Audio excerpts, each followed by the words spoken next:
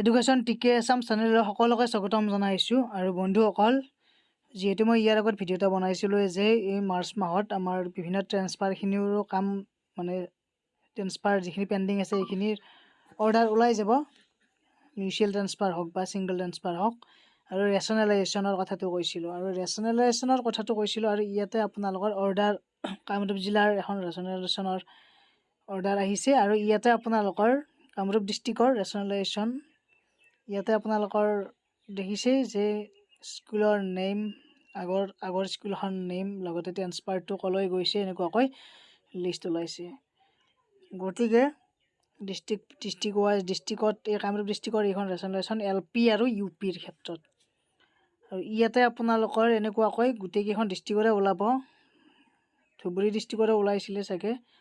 আৰু যিসকল টিচাৰ তাৰমানে তেওঁলোকৰ এতিয়া প্ৰফাইলটো আপডেট কৰিব লাগিব, 7 দিন সময়সীমা দিছে জইনিং কৰাৰ। লগতে আপোনালোকৰ যিখিনি শিক্ষা হেতুত তেওঁলোকৰ গোটেই ডকুমেণ্টছখিনি ট্ৰেন্সফাৰ কৰিবলৈ 5 দিন সময়সীমা দিছে।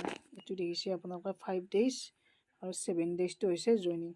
গতিকে স্কুলৰ নাম, লগতে টাইচ কোড আৰু ট্ৰেন্সফাৰ ক'ৰ পৰা ক'লৈ দিছে গোটেইখিনি ইয়াতে দিয়া আছে। গতিকে নেক্সট আৰু কেতিয়া ওলাই, মাৰ্চৰ মাহতে গোটেইখিনি ফিল আপ হ'ব। এমালগেমেশ্যনৰ হওক বা ৰেচনেলাইজেশ্যন হওক বা ছিংগল ট্ৰেন্সফাৰ হওক বা মিউচুৱেল ট্ৰেন্সফাৰ হওক, গোটেইখিনিৰ কাম ফিনিশ্ড হ'ব।